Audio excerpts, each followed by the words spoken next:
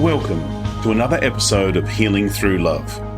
Each week, we share ideas, experiences, and resources to increase the awareness of domestic and family violence and to empower survivors to grow and thrive. We talk with experts who share their advice, or with people who have experienced abuse, no matter where they are on their journey. This is all about healing through love. And now, here are your hosts, Charlene Lynch and Rose Davidson.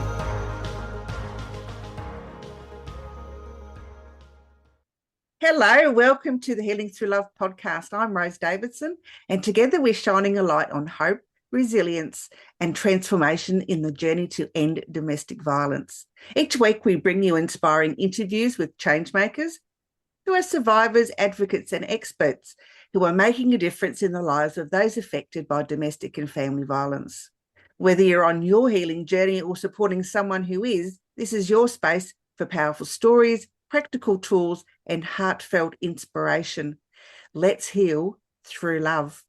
And today my guest is Perry Power, and we're going to be discussing the healing power of writing. And I'm really interested to hear what Perry has to share, because I think we can all learn about, journaling, writing, and getting out all our feelings on paper. So Perry is a global speaker. He's a best-selling author and a powerhouse in the movement to break the silence on abuse. He's helped thousands find healing through storytelling, helping them turn their pain into purpose. His raw, unfiltered approach has captivated audiences worldwide. And this conversation is just going to be a little bit different. So please welcome Perry Power to the Healing Through Love podcast. Hello. I love the name. I think that Healing Through Love, I think if there's any way that you can sum it up, we need more love in this world. And if you can step into love more, that's where you can find healing, for sure. Absolutely. I totally 100% agree with that. Perry, tell me a little bit about your background and why are you trying to get people to heal through the power of writing? So a bit about me and my background is that I went through abuse as a child by my step-granddad. It was sexual abuse, and it lasted for a while until my stepmom caught it happening when I was 11 years old. And she took me home. She told my dad. My dad spoke to me about it, confronted me about it. And he then told me to stay quiet. He didn't want me to tell anyone. And that was it. It was like case closed. And I then went on to live in silence. At the time, I didn't sort of consciously, from a deep-rooted nervous system level, I knew that what I was going through, my step-granddad was wrong. But sort of above the surface, he was someone that I looked up to. He was like the hero of my story. And I didn't really understand the full weight of what happened. My dad, in that moment, positioned himself as the villain of the story by telling me, don't tell anyone about this. You're never going to go around to your nan's house again. You're never going to see your step-granddad. But as the years went on, I'm 11, then I'm 12, then I'm 16, and I'm 18. I get older, boys being boys. I then understand what all these things are. I know what sex is. And then if I know what sex is, then I know what the sexual abuse is. And then I was then sort of confronted with what I went through. And sort of one, two, skip a few, I ended up, my dad, June the 1st, 2017, by this point, he had become an alcoholic. And he had become a diabetic. He had high blood pressure. And on June the 1st, he had a heart attack and he passed away. And he was 48 years old. And about 6 or so months after that, I broke my silence for the first time. And I always say that I broke my silence in 3 stages, because stage 1 was I broke my silence to my girlfriend that I had at the time. And then a couple of months after that, I broke my silence to a small group of people. And then I broke my silence for the 3rd time on social media to the world. And when I put that video out onto social media, that's where the snowball effect happened. And that's where it just blew up. And it kind of switched over from me sharing my story for me to then me share my story for other people, because it started to help people. But then that's where I found out, because my family watched the video, that it wasn't just me that went through that abuse. It was also my cousin, who I knew about, my auntie, and my dad was all abused by the same man. So then that's kind of like when purpose came bashing down on the door and said, Perry, you're going to help people break generational silence, because if it doesn't end with them, it's going to carry on going through that chain. And so then I just took it upon myself to try and do everything that I possibly could. I went viral on social media, grew a huge audience on there. And then I was like, what else can I do? What's next? What's next? And then I was 2 episodes into Jeffrey Epstein's documentary, and someone just spoke about like breaking the silence, or like they couldn't break the silence. And then for some reason, it just sort of like clicked. Why don't you write a book? Why not? Try it. You've never done it before. And I can hear the voice in there being like, but you've never done it before, so why would you even start? What are you doing? And I just sort of hushed it. And then I wrote my book, and I wrote it in 30 days, which is great. It's a good achievement.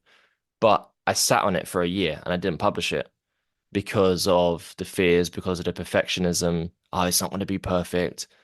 And a year later, I woke up, and it's the same sort of, I call it the fuck it moment. It's the same sort of fuck it. Like, fuck it, I'm gonna write the book. Fuck it, just put the book out. Just do it. Just take imperfect action, put it out. And then I put the book out, and then it hit #1 on Amazon, which I had no idea. One, I didn't even really know about bestselling back then, because we're talking, uh, I don't know, 4 or 5 years ago maybe. And I didn't even think about something being a bestseller. I just put it out there. And then it went into #1 in the sexual abuse category. And then I got press, news, everything. And then sometime after that, someone had asked me, Perry, I went through abuse. Can you help me write a book? And at the time, there was a lot of resistance, because I was like, I don't even know how I wrote my book. So if I'm going to help you write your book, that means I need to show you a process, or I need to show you something to help you write yours. And then I didn't say yes straight away. And I'm an actor, and uh, I'd always tried to begin with, I was following this traditional path of acting, where you have an agent, you go to auditions, but I didn't want to follow that path. I wanted to create my own path, and I never knew what that path was. And then one day I had a vision where I was in an office looking at screenplays, and I had this sort of weird connection to the screenplays, almost as if I had created them, and I didn't really understand what that was. And then one day I thought about that woman asking me to help her write a book, and then it all clicked for me how these screenplays, these true story films that I can see myself creating in the future, could come from true story books. So if I had a publishing company that can help trauma survivors write and publish their own memoir, then I will have a pile of true story books that eventually I can turn into true story films and help people even more. And that's when I went back to her and said, absolutely, I'll help you. We'll figure it out. And that was probably about 2.5 to 3 years ago. And then it was a year after me doing that book, I decided to go all in on this path. And that's when I launched Powerful Books, which is the publishing company. And now we have 20 books published. We're about to have 23. We've got 3 going through publishing at the moment. But now, so that's all the context. Now, to come back to your question, I launched this as a publishing company. That was it. Just like a publishing company, you know. And then it was after a handful of people went through it. And then they said they were the ones who said to me, Perry, this isn't a publishing company. I mean, yes, but it's not. This is a healing program, because my life has just changed. I've just gotten rid of my personal therapist. I've just gotten rid of my antidepressant medication because and I'm like, oh, holy shit. Okay, interesting. And then the more people that have come through it, we've got over 80 people in the program now. It's just mirroring the same transformations as before. So, and that's, now I'm in the middle of writing my next book called Story Medicine, about how our stories can be medicine for others. And within that, I'm talking a lot about something that I'm calling the witness effect, which is the 5 stages of healing. So we've got self-witnessing, which is when someone's living in silence about the trauma that they've been through. They can self-witness what they've been through. So rather than running away from it, they can witness it themselves. That's the first stage. Then we have community witnessing, which is then joining a community of other people that have been through similar, because then they'll realize that they're not on their own with what they've been through. Then the next stage 3, is page witnessing, which is when, for the first time, they unleash what they've been burying deep onto the paper, and they start to see their story unfold for them. And then stage four is as trusted witnessing, which is where they share their story, that truth, whether it's verbally or through the written word, with someone that they trust. And then the last stage is legacy witnessing, which is when they can decide to share their story with the world and start to create impact. So all of this has happened, which is crazy. It's how the universe works. Once I stepped into my own story and rode that wave and saw where it take me. Yeah, I wish I was brave like you. I've often wanted to write my own story of my own sexual abuse, which happened with my father. He was the abuser. So yeah, and people have often said to me, Rose, write your story. It's going to help somebody. But I'm not brave enough yet to write. I think there's it's still. I mean, it happened such a long time ago, but to me, it's still quite raw. That those Mm, feelings of betrayal, I think, because, my mother knew what was going on and she never put a stop to it. So, and, she's still alive. So, that maybe when she passes, I might write it then. I don't know, but, we'll see. hmm But anyway, there is obviously it's therapy to write these things down, as you did. And, you got some release from that, so how can we process this trauma and gain the clarity that we need to be able to put the words on paper of the trauma that we experienced? I saw a quote recently and it was randomly in someone else's book. And I smiled when I saw it. And I was like, that's perfect. A perfect way of explaining it, which is the best way to get ready to write a book is to write a book. Right. And I was like, oh, because, and I give you one example that we have someone in our program. Her name's Sonia. She's been with us since the company launched 2 years ago. She still hasn't published her book yet. She's still not even, she's like halfway through it now, but she's still not even towards the end of publishing a book. And on our average time frame is 3 to 6 months when someone joins our program to go from a blank page having a published book. And the reason why I bring Sonia up is because I think she's a beautiful example for people who are like, I don't even know how to write. I don't even know if I'm ready. Because one, you don't even need to publish the book if you don't want to. You can write the book for you. No one even needs to know about it. Right? The version of you now compared to the version of you who's written a book will be two very, very different people. And it's like, well, let that version of you make a decision on how you want to publish it, whether you want to or do it under a pseudonym or who knows. Now with Sonia, she joined, she wrote, and then about a year later, she came onto the call and then she took a bit of time away, like a month away, and she came back and she's like, I've literally torn up everything that I've written. I was like, interesting. Why? She goes, it just because the more that you write, because um I put onto I did a message in my community last week and I put it into my stories. Um I just want to read this out. I said, how long should it take for you to write your book? As long as it takes. Because it can be done fast, it can be done slow. And I consider that when you are writing, you're not working on the book, you're working on you. The book will be ready when you are ready. Hmm. Right. And Wise with words. her, yeah. And that's again, that's what they showed me. Right. And Hmm. with her, she got to a point where she's like, I realized just with time of writing, that old lens started to disappear and this new lens started to come on. And she saw that what she'd been writing for the past year, she was writing from a place of pain and anger. Hmm. And here's the thing, that's okay because she had to go through a year of writing through pain and anger in order to see that she was living in a place of anger so she can start to correct that and heal those wounds. And now that she's writing from a completely different place and she's giving presentations at her work about her story that she never would have done when she was in that chapter of writing. So the best way for someone to don't get me wrong, there are some people who, if we're looking at a whole scale here of healing, we do have some people that are way over here in the place of pain, almost as if like it's happening now, even though it happened 20 years ago. And if they wrote, could it be quite harmful for them? Maybe it could be quite harmful for them, triggers and flashbacks and things of that nature. This is why I always say, have a therapist, have someone alongside you, a professional. Like we've got many people in our program whose therapists referred their patients and their clients to us, so that at least they have someone working with them with their sessions every week to bring them in and bring them out. But if we have people further along the journey where they're like, well, no, I'm not that much in the pain and I have enough self-awareness to know that, then I would say that the process of the writing itself, with taking imperfect action, will help you to become the person that can write the book. Yeah, no, that makes perfect sense. And I think, you're quite right that, if you're writing from a place of anger and pain, the words that you're writing are a lot different than when you're coming from a place of healing. Correct. Yeah. Mm. Yeah. So how do we turn that pain into purpose, Perry?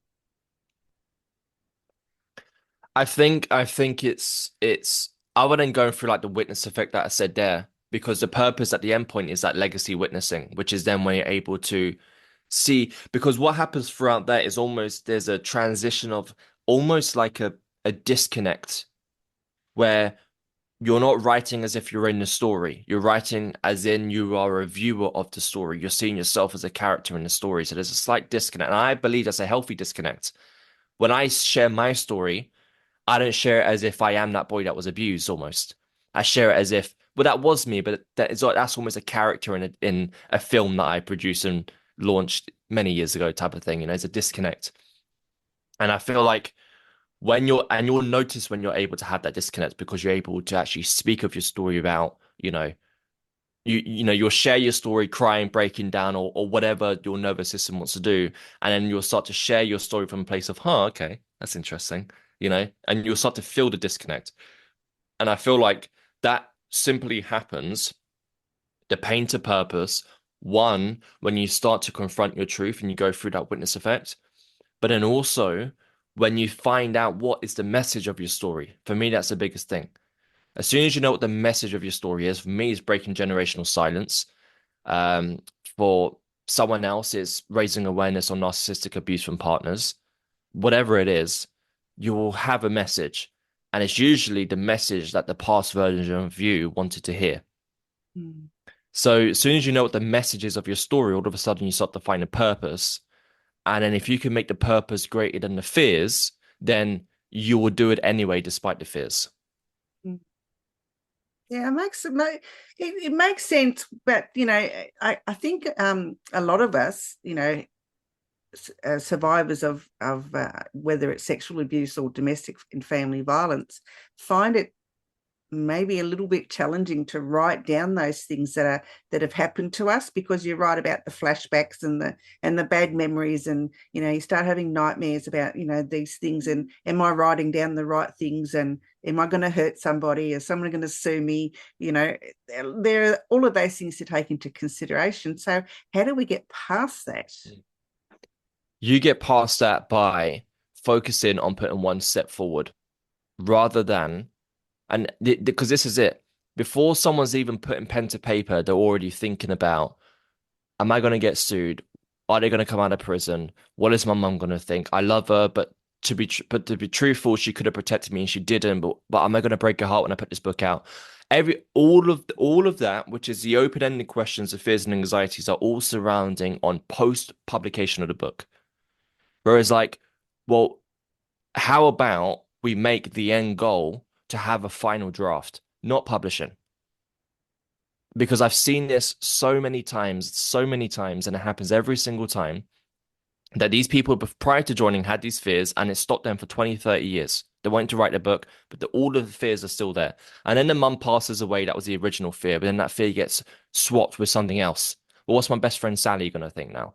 Right? Or what's the priest in the local church going to think? Or like whatever it is, it's going to be a replacement of a fear. So it's like, well, just forget about the publication. You're not even going to publish the book. Forget about it, because it's too much for the current version of you. It's too much for you to handle. Because if it wasn't, you would have done it already. So instead, set your sights on, I'm going to get to the final draft, because it will be the most transformative process you'll ever go through in your entire life. And I can promise you that. Promise you. So at the very least, you owe that to yourself. So you go through the process, no matter how long it's going to take you.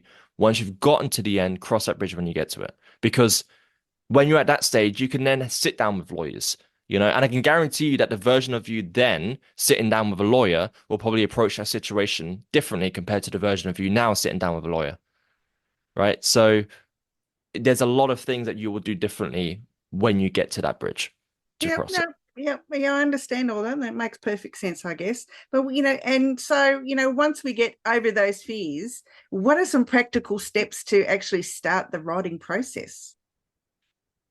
I the easiest thing to do for now for people who haven't written, because I could say, like our the program that we have is very extensive with all the questions and all the modules that we have, and that's just too much.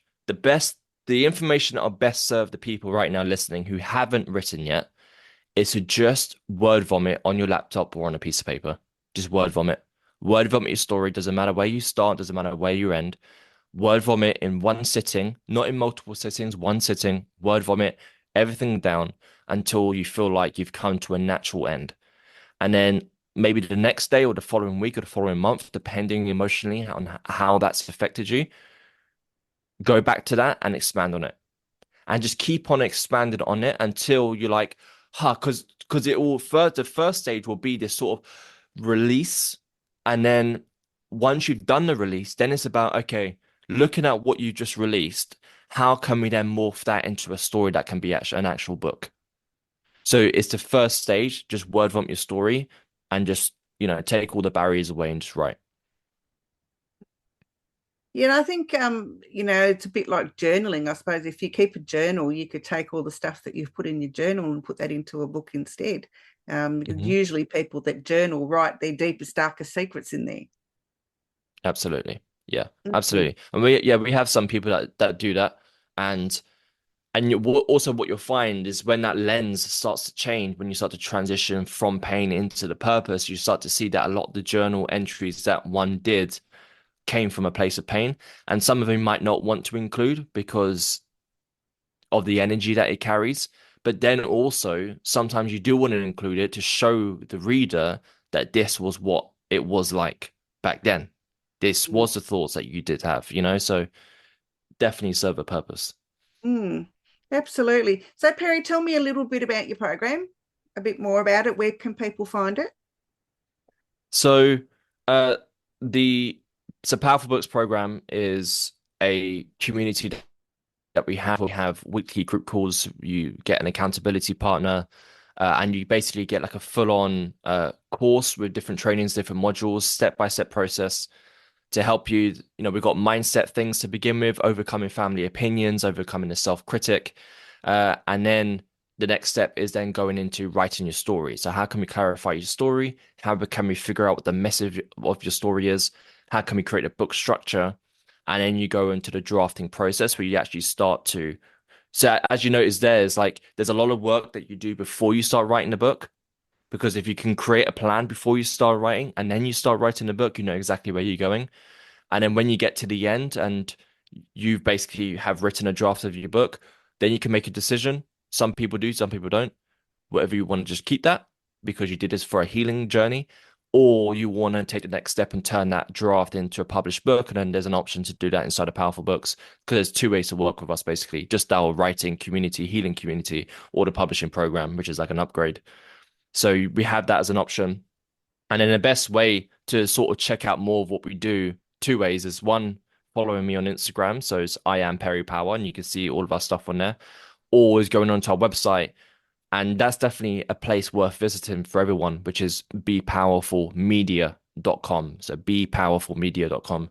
And on there, you can see all of our stuff because we've got powerful books, we've got powerful films, we've got powerful merch. So we've got inspirational hoodies, we've got powerful news. Lots of our survivors are taking on this sort of position now of being bloggers and releasing articles, all based on their own individual messages. So it's like a news outlet platform. And yeah, it's just like a good one-stop hub. And there's powerful books information on there as well. And there's a link on there where you can join the community. Well, Perry, would Yeah. you like to share anything else with our audience today? Uh, if if anyone is living in silence, I say this in, so I've got a book out called Breaking the Silence, and that's one I published a few years ago. And the core message of that is for anyone who is living in silence, like if you're listening to this and you're living in silence about something that you've been through, doesn't have to just be sexual abuse, could be anything that you went through. And you are trying to decide how can you break the silence and you heard my story when I said I broke my silence to my ex-girlfriend at the time. My recommendation is to don't do that, because I was lucky that my girlfriend welcomed me with open arms. I was lucky that she welcomed my truth. But if she rejected my truth, or she paused for a little bit too long, I would have read into that, and would have associated her reaction as rejection. And now all of a sudden my story's been rejected by the very person that I loved and trusted the most, whether she meant to or not. And I would have now probably gone on to live in silence for the rest of my life. So my recommendation to people is, if you're living in silence, rather than making step 1, telling that person, make that maybe step 14. And the first 13 steps is you breaking the silence to yourself in as many different ways as you possibly can. Journaling, writing a short story, writing a poem, doing a piece of music, choreographing a dance piece, going to pottery class, making a bowl. And whilst you're making the bowl, you're transferring these emotions that you've had locked away into the bowl, because now you have a physical representation of you breaking your silence. No one else will know, but you will know. And the more times that you do that, the more times you're confronting your own truth, and you're slowly transitioning out of pain and slightly into purpose.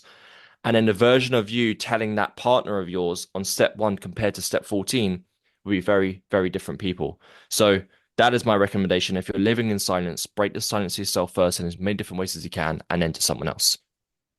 Great advice. Love that. Absolutely love that. Perry, it has been an absolute pleasure. I've enjoyed our conversation immensely. Now, don't forget to go to Perry's website, bepowerfulmedia.com, and don't forget to check out his powerful book section, and you'll find his merch, and you'll find all about his program and everything on there. Thank you so much for sharing with us today, Perry. It's been a pleasure. Thanks, Rose. Thank you. Bye-bye for now. Bye-bye. Thank you for joining us for this episode of Healing Through Love. You can get further resources, see the show notes, or simply reach out to us via our website at htlaustralia.org. Thanks so much for joining us, and we look forward to your company next time on the Healing Through Love podcast.